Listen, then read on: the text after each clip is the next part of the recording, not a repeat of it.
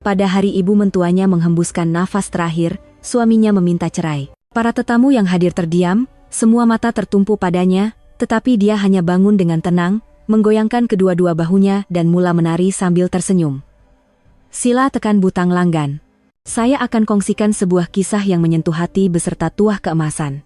Cerita bermula, pukul 3 petang, majelis tahlil untuk arwah ibu mentuanya dipenuhi tetamu. Haruman air mawar dan bunga rampai menusuk hidung, dan alunan bacaan Yasin dari satu sudut, mewujudkan suasana yang khusyuk dan tenang. Di dinding ruang tamu, tergantung gambar potret arwah ibu mentuanya, dan di bawahnya, sebatang lilin menyala perlahan, menghasilkan bayang-bayang kecil yang menari-nari. Aisyah, yang duduk di barisan hadapan sebagai tuan rumah, mengenakan baju kurung serba hitam yang sopan. Wajahnya menunduk sambil menyambut tetamu yang tidak putus-putus hadir. Walaupun wajahnya kelihatan letih setelah 8 tahun menjaga ibu mentuanya yang sakit, riak wajahnya kelihatan amat tenang. Seolah-olah ada kelegaan terpancar, seakan-akan sesuatu yang lama ditunggu akhirnya telah berakhir. Di sebelah Aisyah, duduk suaminya, Farhan. Walaupun memakai baju Melayu hitam, riak wajahnya kelihatan sedikit teruja. Dia seringkali memeriksa telepon bimbitnya atau melihat jam tangan, tingkah lakunya langsung tidak seperti orang yang sedang berkabung. Seorang demi seorang tetamu mula berasa aneh dengan sikapnya. Pelik betul lelaki tuh, kan? Macam tak sedih langsung ibu dia meninggal. Kasihan Kak Aisyah, dia seorang yang bersusah payah selama ini. Bisikan para tetamu kedengaran sayup-sayup, tetapi Farhan langsung tidak mengendahkannya. Malah, dia kelihatan seperti sedang menantikan sesuatu. Tiba-tiba, Farhan mencondongkan badannya ke arah Aisyah dan berbisik di telinganya. Aisyah, kita hentikan semua nih. Aisyah perlahan-lahan mengangkat kepala memandang Farhan. Dari wajah suaminya yang telah hidup bersamanya selama 8 tahun itu, tiada sedikit pun keikhlasan atau rasa bersalah yang dapat ditemui. Sebaliknya, terlintas pandangan mata yang penuh perhitungan.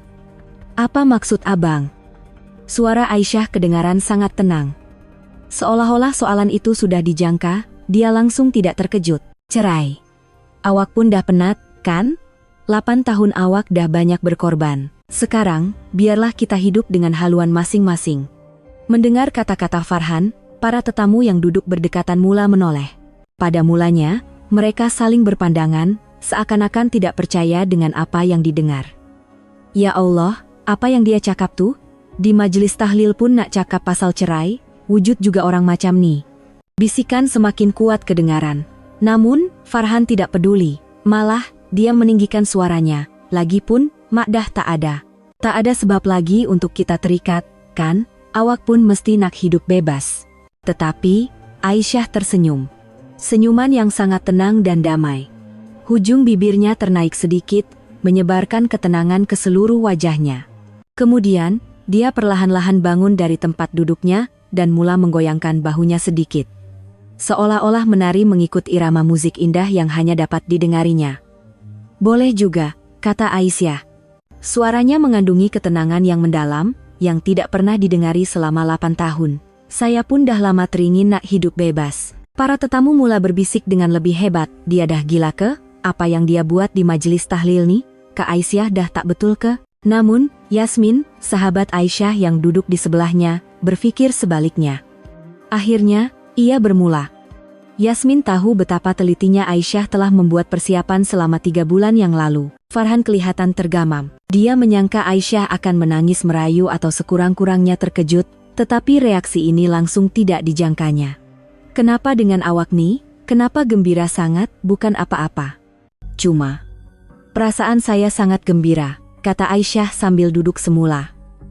Sambil memandang Farhan, dia menambah dengan suara perlahan, abang pun tak lama lagi akan rasa sangat gembira. Atau mungkin, abang akan sangat terkejut. Sangat-sangat terkejut. Wajah Farhan serta-merta berubah. Dia merasakan sesuatu yang menyeramkan dan tidak menyenangkan dari nada suara Aisyah. Seolah-olah Aisyah tahu sesuatu yang dia tidak tahu. Apa maksud awak? Awak tahu apa? Abang akan tahu tak lama lagi. Aisyah memandang potret ibu mentuanya dan berbisik dalam hati. Mak, terima kasih banyak-banyak.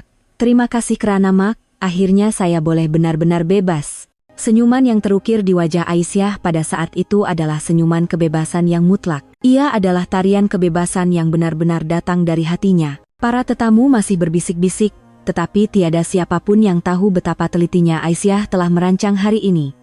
Lebih-lebih lagi Farhan, dia langsung tidak dapat membayangkan rentetan peristiwa mengejutkan yang akan menimpanya tidak lama lagi. Di satu sudut, seorang tetamu berbisik kepada orang di sebelahnya, "Kasihan menantu tuh, 8 tahun dia berkorban." Betul, mentua dia tuh bukan main cerewet. Ke Aisyah seorang yang tanggung semuanya. Namun, semua kisah ini bermula 3 bulan yang lalu. Pada suatu pagi yang biasa, ketika Aisyah memulakan harinya dengan menyediakan ubat untuk ibu mentuanya. Apa yang telah berlaku kepada Aisyah dalam tempoh 3 bulan itu? Mengapa Aisyah yang dahulunya begitu patuh dan sabar tiba-tiba menjadi begitu berani dan tenang? Dan apakah sebabnya Farhan dengan begitu yakin meminta cerai? Seolah-olah semuanya telah dirancang, pasti dia juga mempunyai rancangannya sendiri. Semua jawaban boleh ditemui bermula dari pagi biasa 3 bulan lalu, ketika Aisyah menjaga ibu mentuanya seperti biasa. 3 bulan lalu, pukul 6 pagi, Aisyah terjaga sebelum penggera berbunyi. Rutin 8 tahun yang berulang telah sebati dengan tubuhnya. Dia perlahan-lahan menyelak selimut, bangun dan memakai selipar. Di sebelahnya, Farhan masih berdengkur, nyenyak tidur. Setelah membersihkan diri, Aisyah menuju ke dapur. Di atas dapur gas, periuk tanah berisi rebusan herba untuk ibu mentuanya sedang mendidih perlahan. Sudah 3 jam ia direbus. Bangun setiap pukul 3 pagi untuk menyalakan api, dan bangun semula pada pukul 6 untuk memberikan rebusan yang siap kepada ibu mentuanya. Itulah permulaan hari Aisyah. Hah, keluhan kecil terlepas. Saat itu, 8 tahun terasa sangat panjang. Namun, dia cepat-cepat menguatkan semangat. Dia membawa rebusan herba itu ke bilik ibu mentuanya. "Mak, masa untuk minum obat?" "Aduh, kena minum lagi benda pahit nih," rungut ibu mentuanya sambil coba bangun dari katil. Walaupun berusia 78 tahun, suaranya masih lantang dan jelas. "Ini baik untuk kesehatan Mak. Dokter pun suruh Mak minum." Yalah. "Tapi Aisyah, semalam kamu lambat 5 menit bagi obat. Lain kali tolong ikut Mas saya." Aisyah tidak berkata apa-apa, hanya mengangguk. Sambil melihat ibu mentuanya yang menegurnya karena lewat 5 menit, dia berpikir dalam hati. "Selama 8 tahun, tak pernah sehari pun saya terlepas. Hanya karena lewat 5 menit. Namun, dia tidak menunjukkannya. Hanya selepas ibu mentuanya selesai minum obat, barulah Aisyah boleh mula menyediakan sarapan. Dia perlu menyediakan sarapan untuk Farhan dan bubur nasi untuk ibu mentuanya secara berasingan. Ibu mentuanya selalu makan bubur sahaja karena masalah penghadaman. Pukul 7.30 pagi, Farhan masuk ke dapur. Masih dengan pakaian tidur, dia menguap sambil membuka pintu peti sejuk. "Sarapan apa hari ini?" "Saya siapkan asam pedas, telur dadar, dengan sayur sikit." "Asam pedas lagi? Semalam pun asam pedas, kan?" Rungutan Farhan membuatkan Aisyah terdiam sejenak. Semalam gulai lemak cili api. Dia tidak pasti sama ada Farhan tidak ingat atau sengaja merungut. "Semalam gulai lemak, Bang." "Oh, ya ke? Tak kisahlah." Farhan acuh tak acuh sambil duduk di meja makan. Sambil melihat hidangan yang disediakan Aisyah, dia mengeluarkan telepon pintarnya dan mula membaca berita. Sepanjang sarapan, tiada sepatah kata pun yang diucapkannya. "Abang, hari ini balik pukul berapa?" "Entah. Mungkin ada makan malam dengan pejabat. Rasanya lambat, jadi awak makanlah dulu." "Baiklah." Selepas Farhan pergi kerja, barulah Aisyah dapat berehat seketika. Namun, tidak lama kemudian, kedengaran suara ibu mentuanya memanggil, "Aisyah, Aisyah." "Ya, Mak." Dia bergegas ke bilik ibu mentuanya. Ibu mentuanya sedang duduk di katil dengan wajah tidak puas hati. "Bantal ni tinggi sangat, tukar yang rendah sikit." "Baik, Mak, saya tukarkan sekarang." Selepas menukar bantal, ibu mentuanya merungut selimut pula terlalu berat. Selepas menukar selimut, bilik pula terlalu sejuk. Selepas menaikkan suhu penghawa dingin, bilik pula terlalu panas. Aisyah hanya diam menurut semua permintaan ibu mentuanya. Ia adalah rutin harian selama 8 tahun. Namun, hari ini entah kenapa dia berasa sangat letih. Hanya pada waktu tengah hari barulah dia dapat berehat seketika. Waktu itu ibu mentuanya sedang tidur. Aisyah duduk di sofa ruang tamu sambil minum secawan kopi.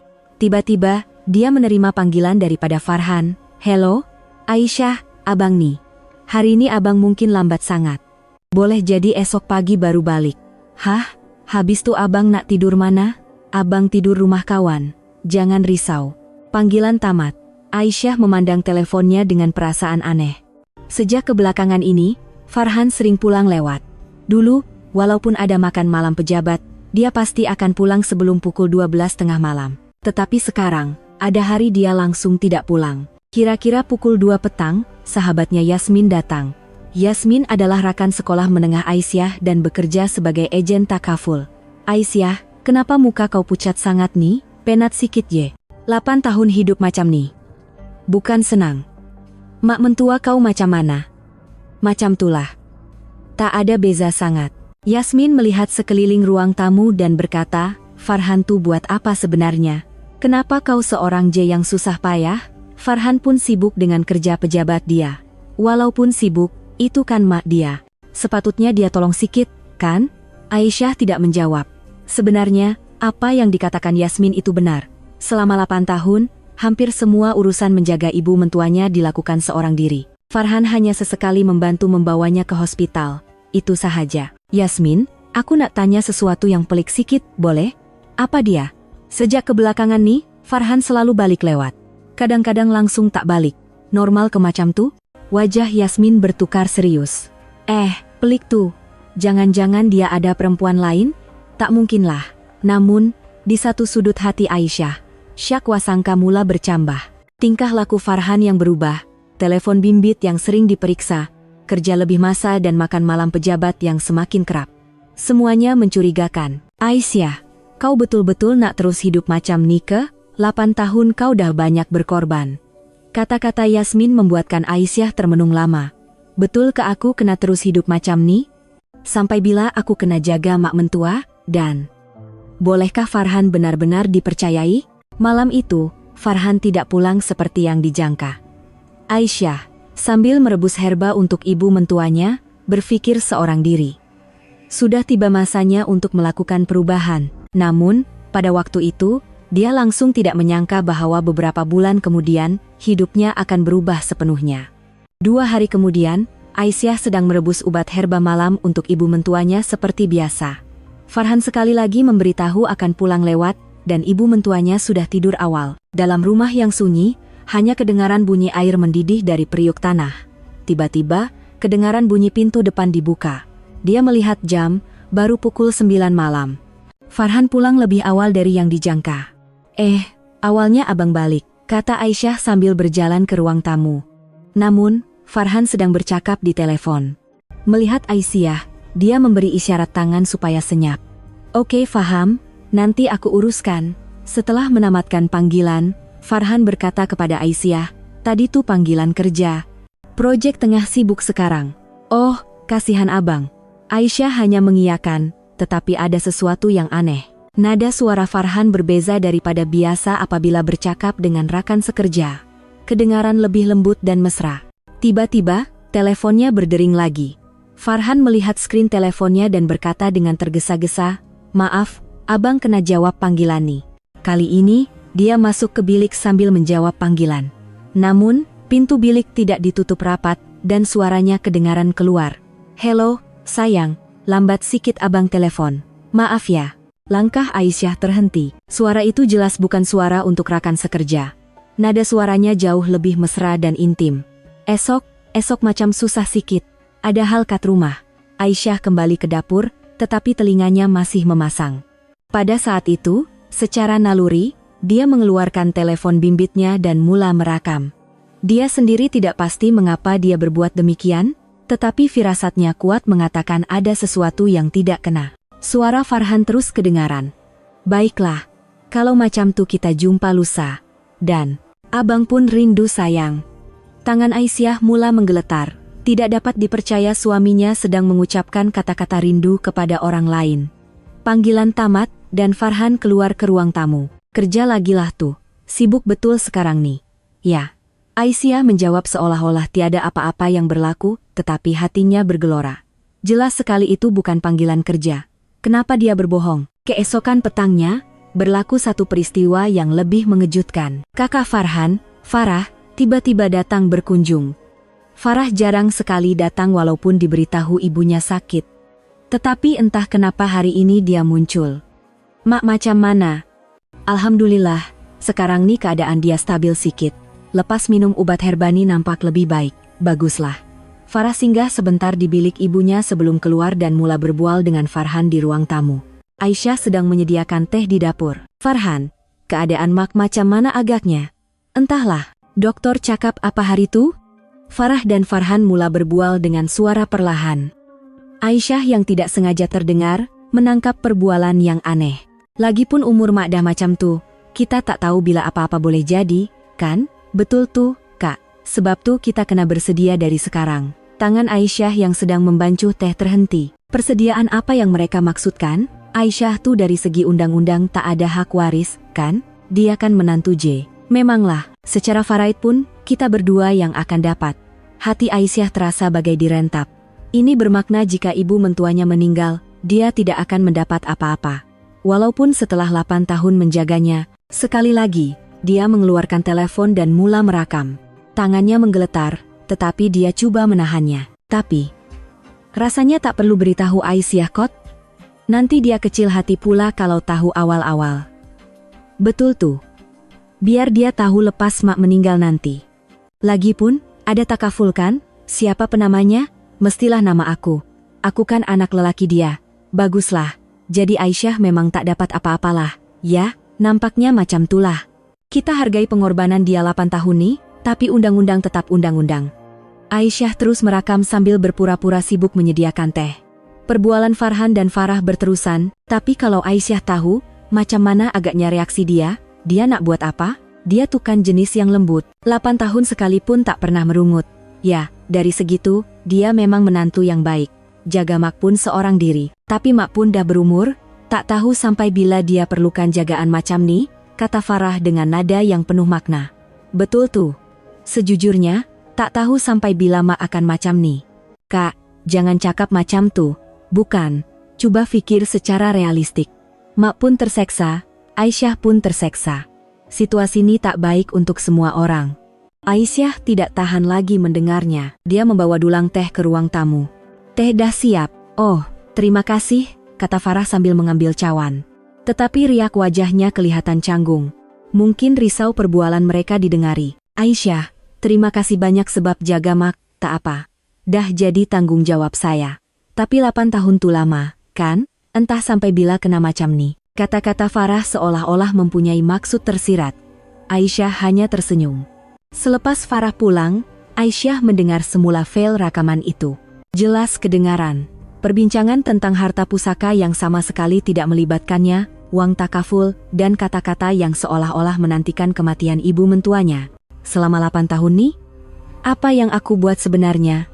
Buat pertama kalinya, Aisyah merasakan kemarahan yang meluap-luap. Tetapi pada masa yang sama, dia menjadi lebih tenang. Akhirnya, dia tahu realiti sebenar. Farhan dan Farah hanya menganggapnya sebagai penjaga percuma. Malam itu, Aisyah tidak dapat tidur. Dia mendengar file rakaman itu berulang kali sambil berpikir. Dia tidak boleh membiarkan dirinya diperlakukan begini. Pengorbanan selama 8 tahun tidak boleh menjadi sia-sia. Namun pada masa itu, dia langsung tidak tahu bahwa ibu mentuanya sedang menyediakan satu keputusan yang mengejutkan, dan bahwa Farhan menyimpan rahasia yang jauh lebih besar. Seminggu kemudian, kehidupan Aisyah kelihatan normal di luaran, tetapi di dalam hatinya, banyak perubahan telah berlaku. Sejak merakam perbualan Farhan dan Farah, Aisyah mula melihat segalanya dengan pandangan yang berbeza. Terutamanya, dia mula memerhatikan tingkah laku Farhan dengan lebih teliti. Pagi itu, seperti biasa, dia bangun awal untuk merebus herba ibu mentuanya.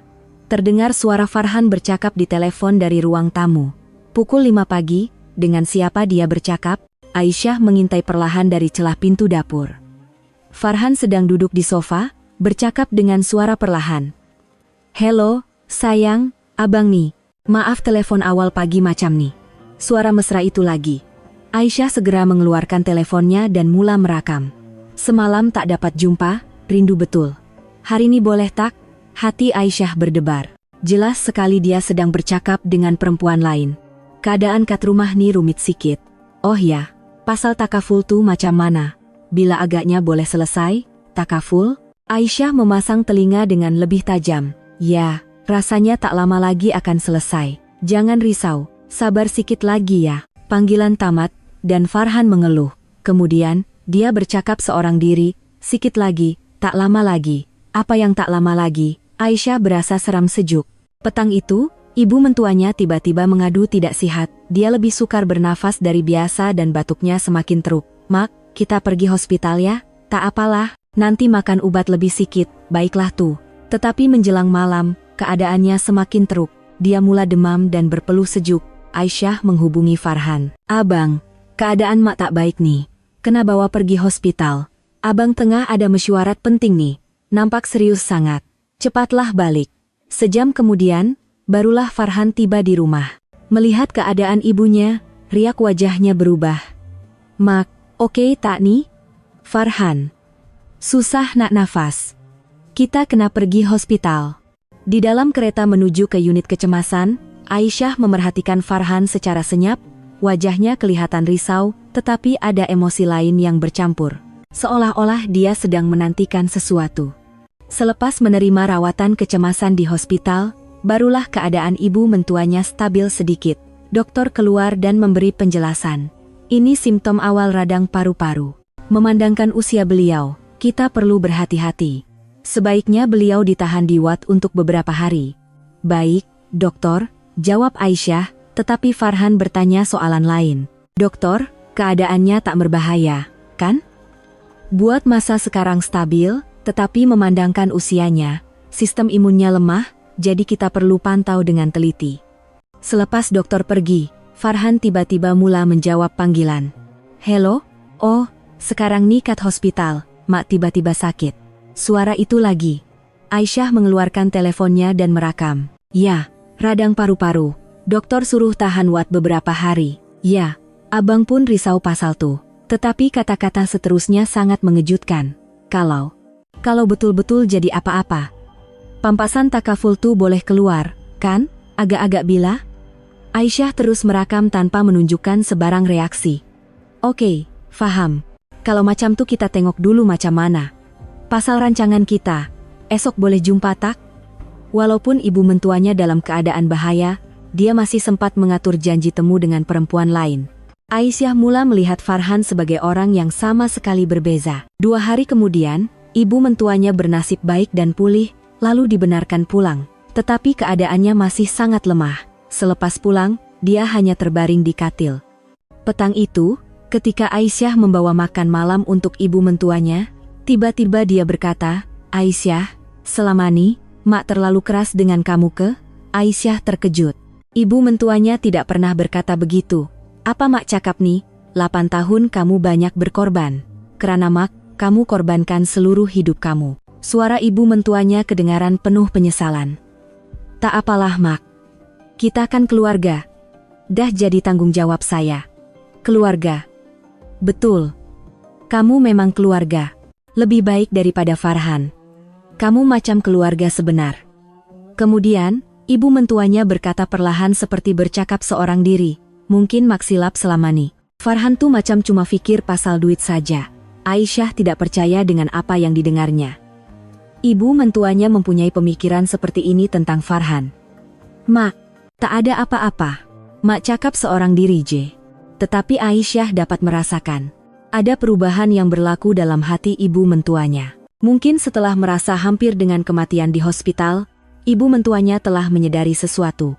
Malam itu, Farhan sekali lagi menerima panggilan lewat malam. Kali ini dia masuk ke tandas untuk bercakap, tetapi Aisyah masih dapat mendengarnya dari luar pintu.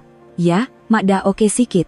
Kena tengok beberapa hari lagi. Ya, pampasan takaful tuh dah masuk, kan? Betul? Aisyah berasa seram sejuk. Kini jelas bahwa Farhan sedang menantikan kematian ibunya sambil mengira pampasan takaful. Ya, penama atas nama aku, jadi tak ada masalah. Aisyah tak tahu apa-apa pun. Aisyah menggenggam penumbuknya. Kemarahan yang dingin mula membuak. Kalau macam tuh, rancangan kita lepas nih macam mana? Kalau mak meninggal, kita boleh kahwin terus, kan? Kahwin? Aisyah hampir pengsan. Farhan sedang menantikan kematian ibunya sambil merancang perkahwinan dengan perempuan lain. Malam itu, sambil menjaga ibu mentuanya, Aisyah menyusun semua kepingan teka-teki. Pengkhianatan Farhan, rancangan takaful, konspirasi harta pusaka. Semuanya saling berkaitan. Tetapi kata-kata terakhir ibu mentuanya terus terngiang di kepalanya. Farhan tuh macam cuma pikir pasal duit saja. Mungkinkah ibu mentuanya sedang merancang sesuatu? Pukul 5 pagi, ibu mentuanya membuka mata seketika. Aisyah, kamu di situ? Ya Mak, saya di sini. Terima kasih. Terima kasih banyak-banyak. Suara ibu mentuanya mengandungi keikhlasan yang pertama kali didengarinya dalam 8 tahun. Pada saat itu, Aisyah merasakan sesuatu yang besar akan berlaku. Tetapi tiada siapa yang dapat menjangka betapa mengejutkannya perubahan itu, dan betapa besarnya kejutan yang akan diterima oleh Farhan. 3 hari selepas ibu mentuanya pulang dari hospital, seorang tetamu yang tidak dijangka datang pada suatu petang yang biasa. Seorang lelaki pertengahan umur yang berpakaian sut menekan loceng pintu dan memperkenalkan dirinya. Assalamualaikum. Saya Encik Kamal dari firma Guaman Kamal, Partners. Boleh saya berjumpa dengan Puan Aisyah? Aisyah terkejut. Mengapa peguam mencarinya? Ya, saya Aisyah. Ada apa ya? Saya datang atas urusan yang diamanahkan oleh Puan Aminah. Boleh kita bercakap sebentar, Puan Aminah? Amanah apa yang ibu mentuanya berikan kepada peguam? Aisyah menjemput peguam itu masuk ke ruang tamu. Mak mentua saya sedang tidur, perlu saya kejutkan? Tidak perlu. Sebenarnya saya sudah berjumpa dengan Puan Aminah di hospital. Hari ini saya datang untuk bercakap dengan Puan Aisyah. Encik Kamal mengeluarkan sepucuk sampul surat dari beg bimbitnya. Puan Aminah minta saya sampaikan ini. Aisyah membuka sampul itu. Di dalamnya ada sepucuk surat yang ditulis tangan oleh ibu mentuanya. Aisyah, terima kasih atas segalanya selama 8 tahun ini. Mak anggap kamu macam anak kandung Mak sendiri. Mak harap dengan ini, kamu faham isi hati Mak. Dengar baik-baik apa yang peguam ini akan katakan. Air mata Aisyah berlinang membaca surat itu, rupa-rupanya ibu mentuanya menyimpan perasaan seperti ini. Sekeping surat itu seolah-olah melegakan segala kepahitan yang dirasainya selama 8 tahun. Itulah kali pertama dan terakhir dia dipanggil anak. Puan Aminah telah menyediakan wasiatnya, kata Encik Kamal dengan berhati-hati. Wasiat? Ya. Dan beliau juga telah merakamkannya dalam bentuk video. Ini adalah kandungan yang beliau sampaikan sendiri. Peguam itu mengeluarkan tablet dan memainkan video. Wajah ibu mentuanya muncul di skrin. Walaupun terbaring di katil hospital, suaranya jelas. Saya, Aminah binti Kasim, dalam keadaan waras, meninggalkan wasiat ini. Harta saya akan diagihkan seperti berikut. Aisyah menahan nafas. Pertama, rumah ini dan 80% daripada simpanan saya di tabung haji dan ASB akan diwariskan kepada menantu saya, Aisyah binti Rahman. Aisyah telah menjaga saya seperti ibu kandungnya sendiri selama 8 tahun. Dia lebih menjadi keluarga berbanding Farhan. Aisyah tidak percaya, 80% daripada rumah dan simpanan. Kedua, baki 20% diberikan kepada anak lelaki saya, Farhan. Ini pun setelah mengambil kira haknya sebagai waris. Ketiga, jika selepas kematian saya Farhan mempertikaikan wasiat ini, saya telah pun menyediakan dokumen untuk menjadikan Aisyah anak angkat saya. Secara sah, Aisyah akan mempunyai taraf yang sama seperti anak kandung. Aisyah terduduk di sofa. Ibu mentuanya telah menyediakan semua ini. Betul ke semua nih? Ya. Semua prosedur undang-undang telah diselesaikan. Puan Aminah juga telah mendapatkan penilaian kesehatan mental dari dokter pakar di hospital. Wasiat ini sah sepenuhnya. Malah, untuk mengukuhkannya, Puan Aminah juga telah membuat dokumen hibah yang tidak boleh dicabar. Video itu bersambung. Aisyah, Mak minta maaf selama 8 tahun nih. Mak sangka kamu sememangnya patut menjaga Mak, tapi Mak silap. Kamu seorang insan yang hebat. Farhan. Farhan pelik sejak kebelakangan nih. Asik cakap pasal takaful, macam mengira bila Mak akan mati. Aisyah terkejut. Ibu mentuanya tahu perangai sebenar Farhan, dan beberapa hari lalu, Mak terdengar Farhan bercakap dengan perempuan lain. Mak bukan bodoh, Mak tahu semuanya. Sebab itulah Mak buat keputusan nih. Ibu mentua dalam video itu memandang tepat ke kamera. Aisyah, hiduplah dengan bangga. Giliran kamu untuk bahagia setelah berkorban selama 8 tahun, dan tunjukkan pada Farhan apa sebenarnya pandangan Mak terhadap dia selama ini. Setelah video tamat, peguam itu berkata, wasiat asal disimpan di firma kami, dan video ini juga mempunyai kekuatan undang-undang. Sebaik sahaja Puan Aminah meninggal dunia, proses pusaka boleh dimulakan segera. Encik Farhan belum tahu, kan? Ya, Puan Aminah berpesan jangan beritahu lagi. Beliau kata, dedahkannya pada masa yang sesuai. Selepas peguam itu pulang, Aisyah duduk termenung untuk masa yang lama.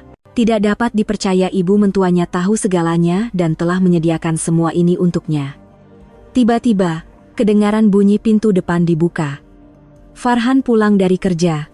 Siapa datang tadi? Ada kat nama jatuh kat depan pintu. Oh, tadi ada agen takaful datang. Aisyah berbohong. Dia rasa ini bukan masa yang sesuai untuk memberitahu. Takaful. Takaful kita dah cukup, kenapa nak tambah lagi? Jangan mudah percaya dengan agen macam tuh, kata Farhan. Aisyah tersenyum pahit. Melihat betapa sensitifnya Farhan apabila bercakap tentang takaful, dia tahu kata-kata ibu mentuanya benar. Selepas makan malam, Farhan sekali lagi menerima panggilan. Kali ini dia keluar ke beranda, tetapi Aisyah telah bersedia dengan rakaman dan mengikutinya dari jauh. Ya, keadaan Makdah baik sikit, tapi dokter kata tak tahu boleh tahan berapa lama lagi. Kemarahan Aisyah memuncak. Ibunya sedang pulih, tetapi dia berkata begitu. Pampasan takaful tuh pasti dapat, kan? Ya, Aisyah tak tahu apa-apa. Harta pusaka pun sama. Aisyah tersenyum sinis dalam hati. Dia tahu betapa besarnya kesilapan Farhan. Kita kena mula rancang perkawinan kita. Bila mak meninggal, aku akan terus ceraikan Aisyah dan kawin dengan kau. Tiba-tiba, satu suara kedengaran dari belakang. Rupa-rupanya, ini yang kau rancangkan selama ni. Farhan terkejut dan menoleh. Ibu mentuanya berada di depan pintu beranda, duduk di atas kerusi roda. Tidak pasti sejak bila dia mendengar, tetapi wajahnya dingin. Mak, sejak bila? Sejak awal lagi aku dengar semuanya. Mengira pampasan takaful aku, merancang kawin dengan perempuan lain. Hebat betul kau, Farhan. Wajah Farhan pucat lesi. Mak, ini salah faham. Sebenarnya. Salah faham? Selama 8 tahun Aisyah seorang diri menjaga aku, kau di mana? Dan sekarang kau menantikan kematian aku? Suara ibu mentuanya dipenuhi kekecewaan yang mendalam. Farhan, aku malu mempunyai anak seperti kau. Malam itu, suasana di rumah menjadi sangat dingin. Farhan coba memberi alasan, tetapi ibu mentuanya langsung tidak mempedulikannya. Hati Aisyah berasa lebih ringan. Kini ibu mentuanya sudah tahu segalanya. Tetapi Farhan masih belum tahu kejutan sebenar yang menantinya. Dia tidak tahu bahwa pampasan takaful dan harta pusaka, semuanya akan berjalan bertentangan dengan rancangannya. Dan beberapa hari kemudian, satu lagi, bom yang lebih besar akan meletup. Perkara yang tidak pernah dibayangkan oleh Farhan sedang menunggunya. 2 hari kemudian, Farhan masih tidak tahan dengan pandangan dingin ibu mentuanya. Suasana di rumah terasa beku, tetapi Aisyah pula berasa lega. Akhirnya, kebenaran telah terungkap. Pagi itu, selepas Farhan pergi kerja, Yasmin datang berkunjung. Aisyah menceritakan semua yang telah berlaku kepada Yasmin. Biar betul, mak mentua kau tinggalkan wasiat macam tuh? Ya, aku pun tak percaya. Yang lebih mengejutkan, mak tahu perangai sebenar Farhan. Yasmin mengangguk, patutlah. Orang tua yang dah hidup 78 tahun, mestilah pandai menilai orang. Dia dah nampak niat jahat Farhan tuh. Tapi Yasmin, ada sesuatu yang aku risaukan. Apa dia? Farhan asyik cakap pasal takaful. Jangan-jangan ada masalah dengan polisi tuh. Wajah Yasmin menjadi serius. Sebagai agen takaful, dia berpengalaman dalam hal ini. Kita kena periksa tuh. Kau boleh dapatkan dokumen polisi tuh tak? Ada dalam bilik mak. Sekejap ya. Aisyah mengambil dokumen takaful dari bilik ibu mentuanya. Yasmin menelitinya dengan teliti, dan wajahnya berubah. Aisyah, ini pelik sangat. Kenapa? Penama asalnya adalah mak mentua kau sendiri, tapi tahun lepas dah ditukar kepada Farhan. Tapi, tanda tangan nih. Yasmin melihat bahagian tanda tangan dengan lebih dekat. Ini macam bukan tanda tangan mak mentua kau. Tulisan dia lain sangat. Aisyah berasa seram sejuk. Jangan-jangan Farhan palsukan tanda tangan mak? Kemungkinan besar. Tengok jumlah pampasannya. Irm 300.000. Cukup besar untuk dia buat kerja macam nih. Yasmin mengeluarkan teleponnya. Aisyah, kita kena laporkan terus pada syarikat takaful. Pemalsuan tanda tangan nih kes penipuan yang jelas. Boleh ke? Mestilah boleh. Kau sebagai menantu boleh laporkan bagi pihak mak mentua kau. Dan kalau betul tanda tangan tu palsu, pembayaran pampasan akan dibekukan. Aisyah membuat keputusan. Dia tidak boleh lagi membiarkan rancangan licik Farhan. Kalau macam tuh, kita laporkan sekarang. Yasmin terus membuat panggilan ke syarikat takaful. Hello, Prudential BSN Takaful? Saya nak buat laporan berkenaan satu polisi. Sejam kemudian, seorang pegawai dari syarikat takaful datang ke rumah. Dia memeriksa dokumen dan mengambil salinan asal untuk analisis tulisan. Pihak takaful memaklumkan bahwa terdapat unsur pemalsuan pada tanda tangan penama dan pembayaran akan digantung serta siasatan polis akan dipertimbangkan. Kami akan hubungi Puan selepas siasatan selesai. Jika pemalsuan disahkan, kontrak ini akan terbatal dan pampasan tidak akan dibayar. Selepas pegawai itu pulang, Aisyah memberitahu ibu mentuanya segala-galanya. Mak, Farhan mungkin dah palsukan tanda tangan Mak untuk tukar penama takaful. Wajah ibu mentuanya berubah. Budak tuh, sampai macam tuh sekali dia buat, palsukan tanda tangan aku, syarikat takaful sedang siasat. Bagus, Aisyah, perbuatan macam tuh tak boleh dibiarkan. Kira-kira pukul 3 petang, Farhan tiba-tiba pulang ke rumah. Lebih awal dari biasa. Wajahnya kelihatan cemas. Aisyah, kau ada buat apa-apa ke dengan syarikat takaful? Aisyah menjawab dengan tenang. Apa maksud abang? Syarikat takaful telepon tadi, kata ada masalah dengan polisi. Kau ada laporkan apa-apa ke? Oh, pasal tuh, saya cuma minta mereka sahkan sebab tanda tangan Mak nampak pelik sikit. Wajah Farhan pucat lesi.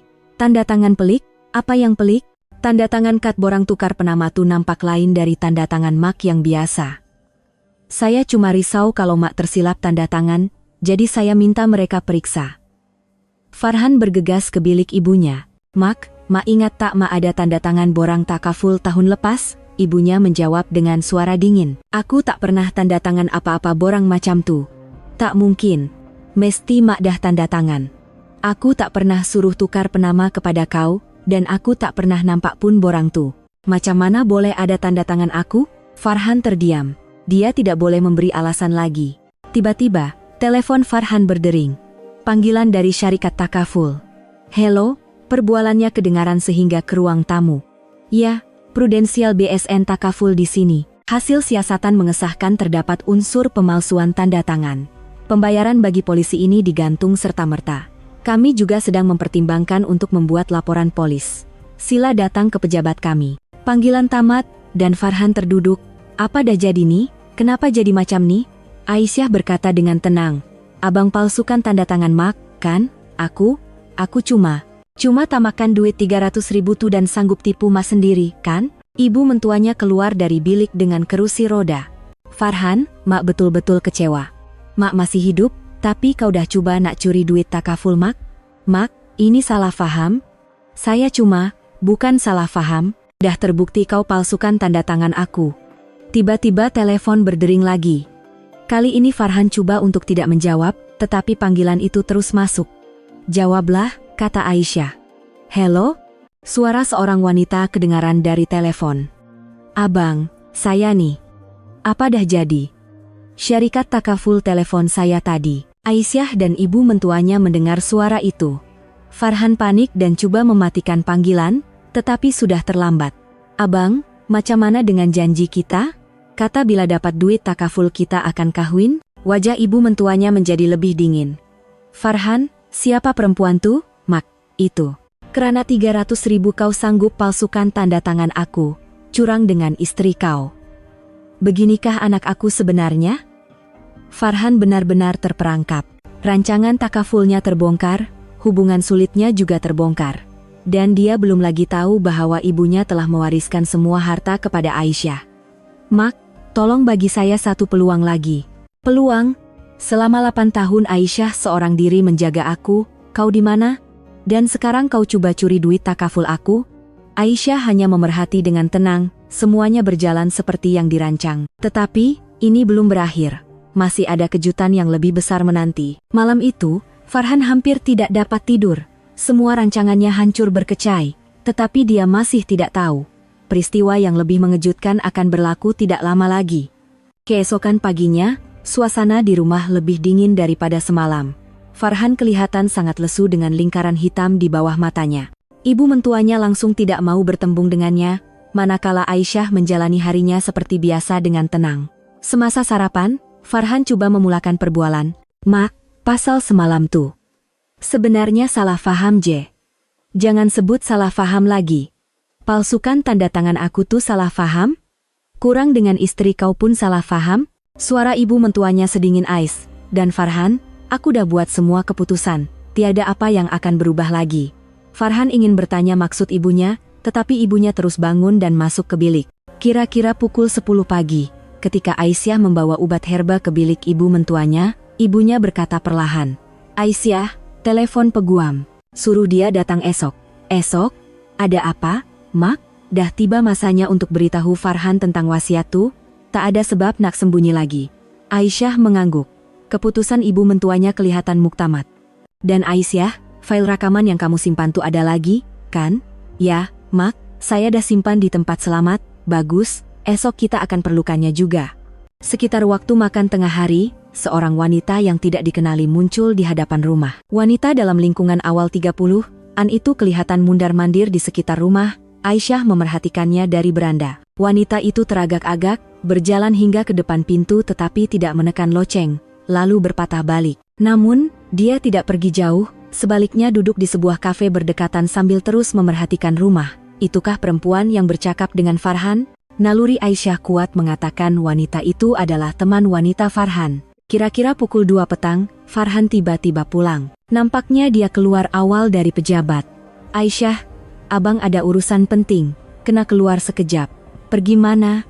"Ada urusan pejabat. Kena pergi syarikat takaful juga."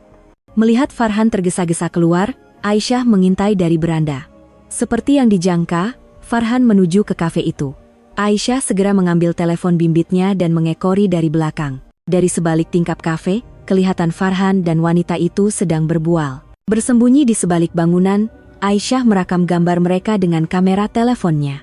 Dia coba mendekat untuk mendengar perbualan mereka. "Sarah, maafkan abang. Keadaan jadi rumit sikit." Suara Farhan kedengaran. Nama wanita itu Sarah. "Apa dah jadi, Bang?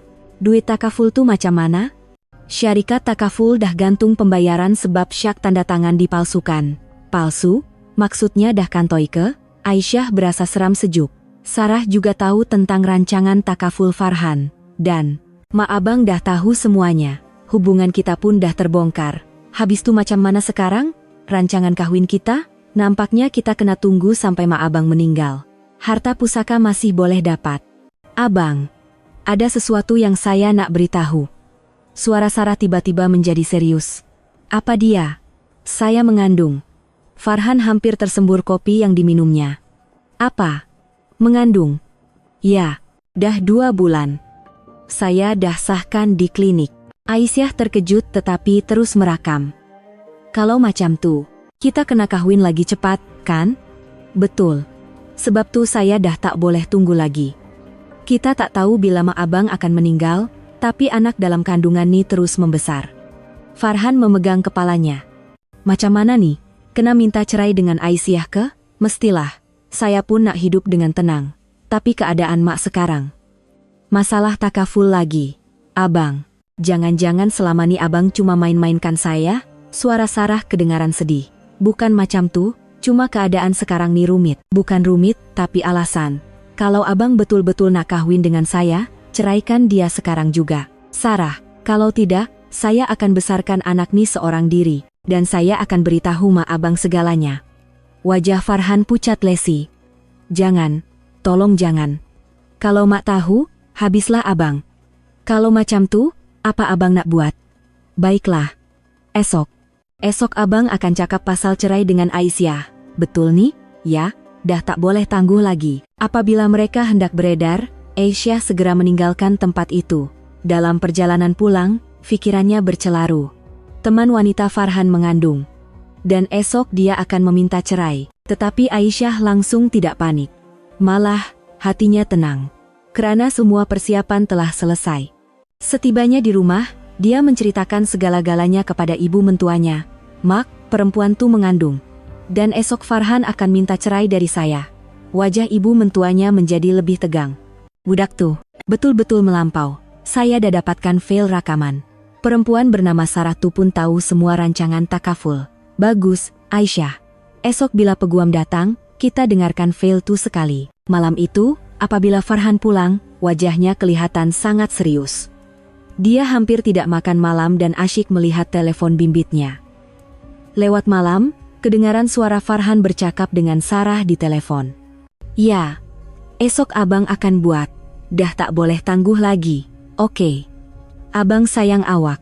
Aisyah tersenyum pahit mendengar kata-kata itu.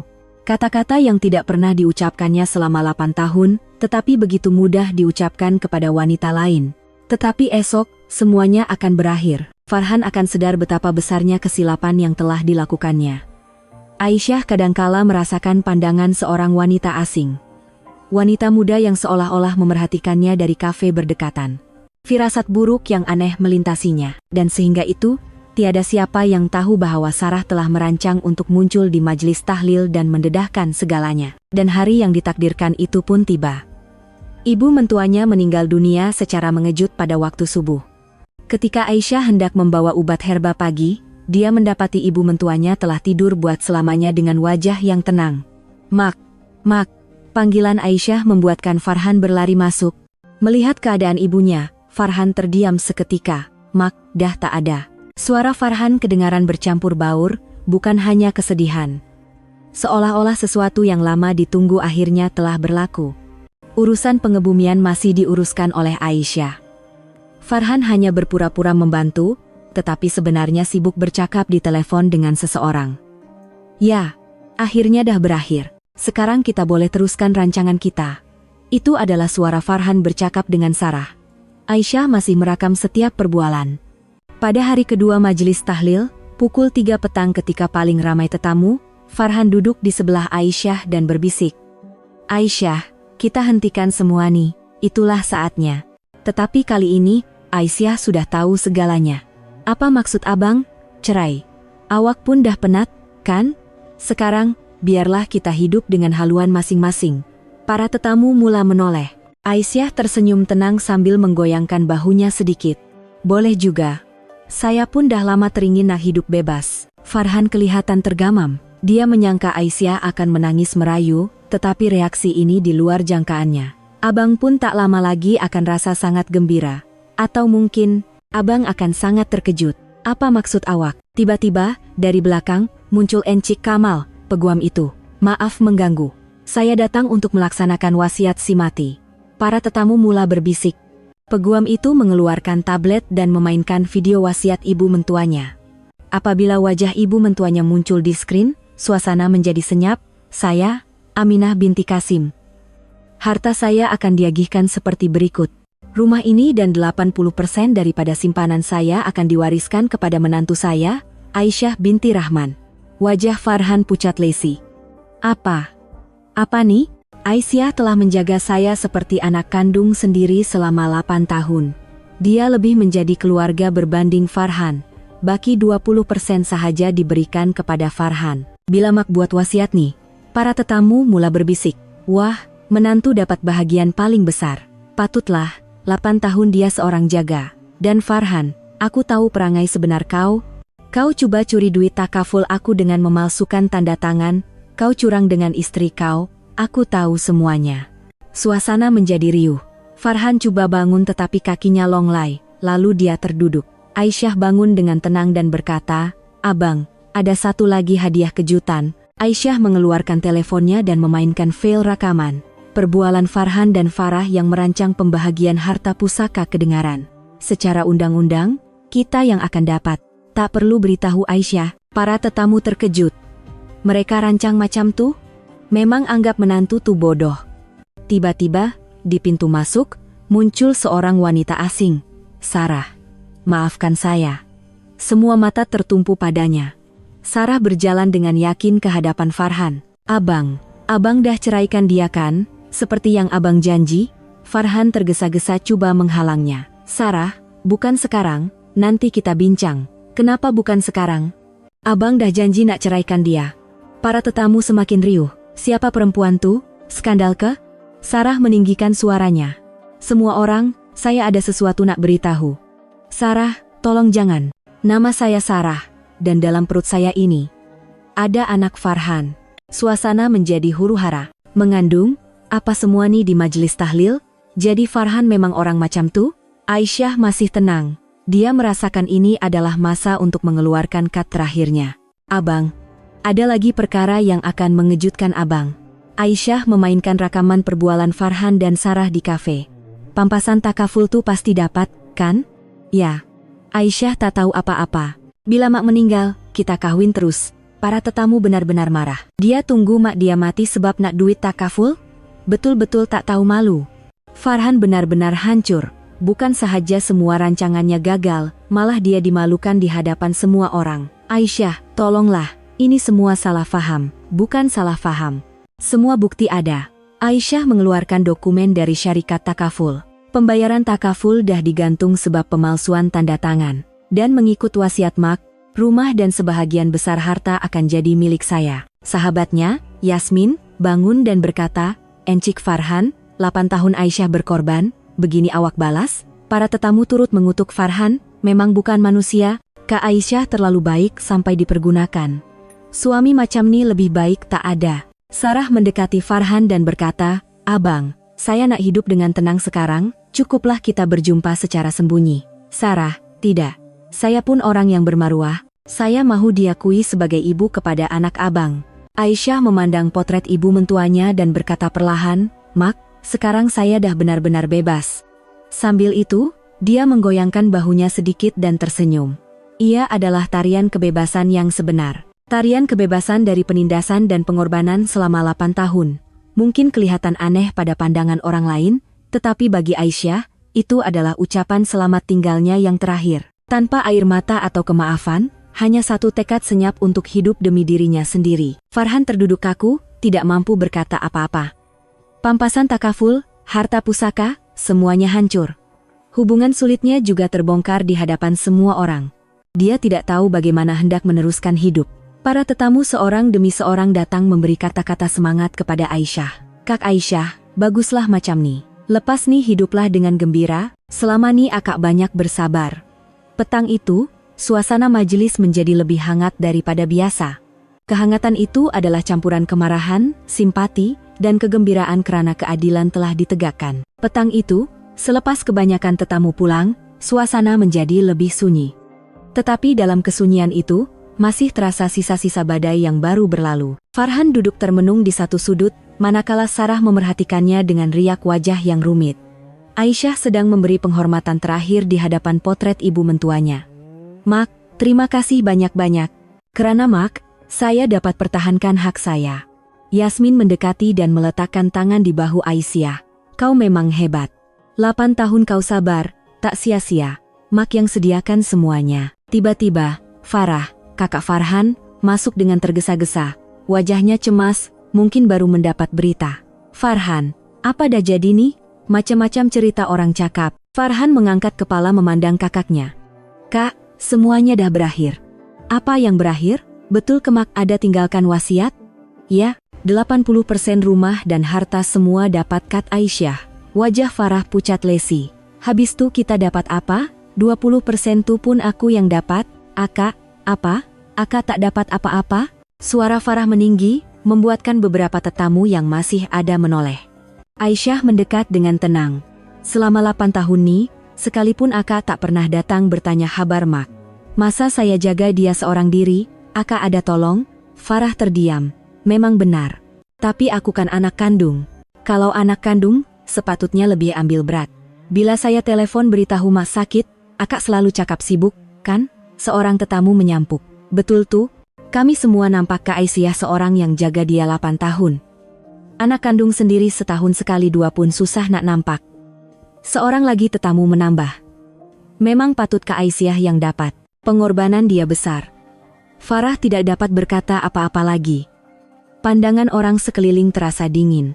Ketika itu, Sarah mendekati Farhan. "Abang, sekarang buat keputusan. Pilih saya dengan anak kita, atau..." "Sarah, keadaan sekarang macam ni, macam mana? Keadaan macam manapun, anak ni terus membesar. Saya dah tak nak hidup sembunyi-sembunyi." Ketika Farhan kelihatan buntu, Aisyah berkata dengan tenang, "Cik Sarah, jangan risau. Saya setuju untuk bercerai." Sarah memandang Aisyah dengan terkejut. "Betul ke?" "Ya, tapi ada syarat." Farhan bertanya dengan cemas, syarat apa? Saya tak akan tuntut uang mutah atau nafkah idah. Sebagai ganti, abang jangan jejakkan kaki ke rumah ini lagi. Dan kenduri arwah Mak, biar saya yang uruskan. Aisyah. Selama 8 tahun tak pernah berbakti, abang rasa abang layak kedatang ke majelis arwah Mak? Para tetamu mengangguk setuju. Betul kata Kak Aisyah. Berbakti tu masa Mak ayah masih hidup? Encik Kamal yang sedang mengemas dokumen berkata, kalau macam tu, urusan perceraian biar saya sediakan. Kita boleh teruskan dengan surat persetujuan bersama. Terima kasih, Encik. Aisyah menunduk hormat. Yasmin memegang lengan Aisyah. Lepas nih kau nak buat apa? Dak ada rancangan? Aisyah memandang potret ibu mentuanya dan menjawab, dengan harta yang Mak tinggalkan, aku nak buat sesuatu yang aku dah lama impikan. Apa dia? Menari. Aku terpaksa berhenti lepas kahwin, tapi sekarang aku nak mula balik. Wah, hebatnya. Seorang tetamu mendekati dan berkata, Kak Aisyah, akak buat keputusan yang betul. Selama ini kami tengok pun sedih, tapi sekarang kami doakan akak bahagia. Terima kasih. Seorang lagi berkata, Mak mentua akak memang bijak. Dia tahu siapa anak yang sebenar-benarnya berbakti. Magdah bagi saya hadiah yang paling besar pada akhirnya. Farhan bangun perlahan dan berkata, Aisyah, abang minta maaf. Aisyah memandangnya. Itulah kemaafan yang paling ikhlas didengarinya dalam 8 tahun. Abang pun, hiduplah bahagia dengan Cik Sarah. Cuma lepas nih, hiduplah dengan jujur. Baiklah. Sarah memegang lengan Farhan. Abang, kita mulakan hidup baru ya. Demi saya dan anak kita. Ya. Farah berkata buat kali terakhir, Aisyah, terima kasih sebab jaga Mak selama nih. Akak yang tak berguna. Tak apalah Kak, semua dah berlalu. Kira-kira pukul 10 malam. Setelah semua orang pulang, suasana kembali sunyi. Aisyah duduk seorang diri di hadapan potret ibu mentuanya dan berbisik. Mak, terima kasih banyak-banyak. Kerana Mak, saya dapat mulakan hidup baru. Yasmin mendekatinya. Jadi, betul-betul dah berakhir ke? Tak, ini baru permulaan. Permulaan? Permulaan hidup aku yang tertangguh selama 8 tahun. Wajah Aisyah dihiasi senyuman ceria yang tidak pernah dilihat selama 8 tahun. Ia adalah riak wajah orang yang telah merasai kebebasan sejati. Di luar, hujan renyai-renyai mula turun, seolah-olah rahmat dari langit yang membersihkan segalanya dan memberi restu untuk satu permulaan baru. Kehidupan baru Aisyah benar-benar akan bermula. Sebulan kemudian, pada suatu petang yang tenang, Aisyah berdiri di hadapan sebuah studio tarian kecil di tengah bandar. Melalui tingkap kaca, kelihatan sebuah studio yang kemas dengan cermin di dinding. Tergantung papan tanda bertulis Akademi Seni Aisyah. Betul-betul bermula semula di sini. Aisyah berkata seorang diri sambil mengeluarkan kunci. Ruang kecil yang disewa dengan harta peninggalan ibu mentuanya ini kini menjadi pentas baru Aisyah. Apabila pintu studio dibuka, bau bangunan baru masih terasa. Satu dinding penuh dengan cermin, dan lantainya dilapisi tikar tarian yang lembut. Walaupun ruang itu masih kosong, di mata Aisyah, ia penuh dengan kemungkinan yang tidak terhingga. Aisyah mengeluarkan pakaian tariannya dari beg, pakaian latihan yang sudah 8 tahun tidak dipakainya. Berdiri di hadapan cermin, dia berasa sebak. Banyaknya perubahan. Dirinya yang kini berusia 36 tahun berbeza dengan dirinya di usia 20-an. Ada kesan masa pada wajahnya, tetapi pandangan matanya lebih kental berbanding 8 tahun lalu. Dia memainkan musik perlahan dari telepon pintarnya. Sebuah lagu piano kegemarannya. Aisyah mula memanaskan badan perlahan-lahan. Sambil melakukan regangan, dia mengimbas kembali satu persatu gerakannya. Gerakan ini aku masih ingat. Yang ini pun. Tubuhnya mula bergerak secara semula jadi mengikut irama musik. Walaupun 8 tahun telah berlalu, tubuhnya masih mengingatinya. Perlahan, berhati-hati, tetapi penuh keyakinan. Tiba-tiba, pintu studio terbuka dan Yasmin masuk. Wah, dah mula dah. Yasmin, macam mana kau tahu aku kat sini? Mestilah aku datang. Hari pertama, takkan nak biar kau seorang diri. Yasmin bertepuk tangan melihat gerakan Aisyah. Wah, nampak lain betul. Macam orang lain, ya ke? Ya, nampak lebih anggun dan mendalam. Aisyah tersenyum. Mungkin masa-masa sukar dulu tuh jadi pengalaman berharga. Betul tuh. Farhan macam mana? Urusan cerai dah selesai. Dengar cerita tengah siapkan perkahwinan. Baguslah. Aku tak kisah pun pasal dia. Kau tak menyesal langsung? Aisyah berpikir sejenak. Bukan menyesal, tapi bersyukur. Kerana 8 tahun tuh, aku jadi diri aku yang sekarang. Hebatnya kau. Kalau aku, mungkin dah berdendam seumur hidup. Berdendam tuh akhirnya menyusahkan diri sendiri. Lebih baik mulai hidup baru macam nih. Yasmin melihat sekeliling studio. Kau nak ambil pelajar dah ke? Ya, minggu depan nak mula dengan kelas hobi untuk orang dewasa. Nanti aku nak buka kelas tarian untuk warga emas juga. Tarian warga emas? Ya. Masa jaga mak mentua dulu aku sedar, orang tua pun perlukan peluang untuk bergerak dan meluahkan perasaan. Yasmin kelihatan terharu. Bagusnya ide kau, mesti mak mentua kau bangga di syurga. Tiba-tiba, telepon Aisyah berdering. Nomor yang tidak dikenali. Halo, boleh saya bercakap dengan pengurus Akademi Seni Aisyah? Ya, saya bercakap. Assalamualaikum, Puan. Saya seorang suri rumah berumur 55 tahun. Saya nampak iklan dalam talian. Saya teringin nak belajar menari, tapi umur macam saya nih boleh ke? Wajah Aisyah berseri-seri. Mestilah boleh, Puan. Dalam tarian, umur tak penting. Puan dialu-alukan, betul ke? Kalau macam tuh, boleh saya datang untuk berbincang esok? Boleh. Pukul 2 petang macam mana? Baik. Jumpa esok. Selepas panggilan tamat, Yasmin berkata, wah, dah dapat pelajar pertama, itulah, rasa teruja pula. Aisyah kembali berdiri di hadapan cermin. Dia memasang musik dan mula menari perlahan. Kali ini, gerakannya lebih bebas dan penuh ekspresi. Tangannya diangkat ke langit, tubuhnya bergerak lembut, meluahkan emosi yang datang dari lubuk hatinya. Ia adalah saat di mana semua emosi yang terpendam selama 8 tahun dilepaskan. Sekarang, aku akan menari untuk diriku sendiri, kata Aisyah kepada bayangannya di cermin. Kata-kata itu juga adalah janji kepada ibu mentuanya, dan semua yang menyokong permulaan barunya. Sambil menari, Aisyah mengimbas kembali sebulan yang lalu.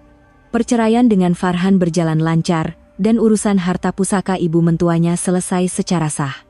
Rumah itu kini atas namanya, dan semua uang simpanan telah dipindahkan ke akunnya. Yang paling mengejutkan adalah reaksi jiran-jiran. Semua orang menyokong dan memberinya semangat. Jiran-jiran yang telah memerhati dalam diam selama 8 tahun benar-benar gembira untuknya. Kak Aisyah, terima kasih sebab ajar kami erti bakti sebenar. Pilihan yang hebat, kami sokong hidup baru akak. Semoga Akademi Tarian akak berjaya. Kata-kata hangat seperti ini memberinya kekuatan.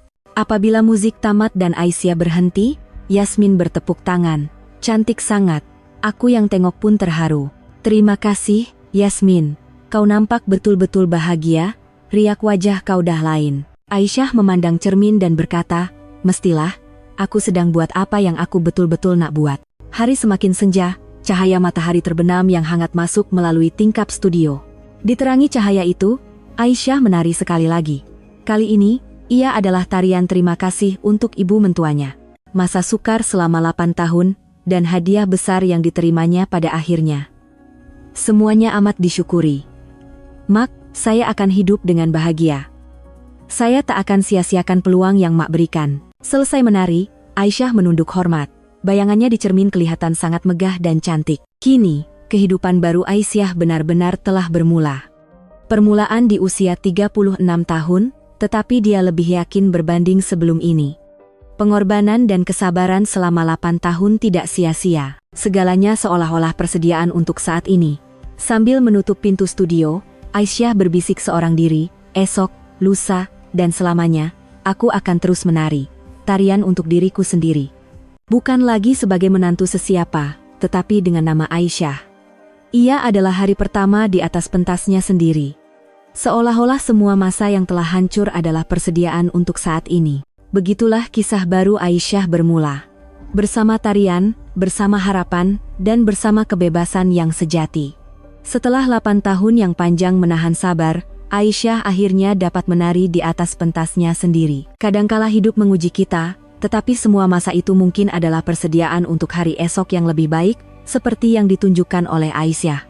Hadiah terakhir dari ibu mentuanya dan pilihan berani Aisyah telah mencipta satu pengakhiran yang indah. Kita juga sekali lagi diingatkan bahwa keluarga sejati bukanlah berlandaskan darah, tetapi bermula dari hati yang saling mengambil berat.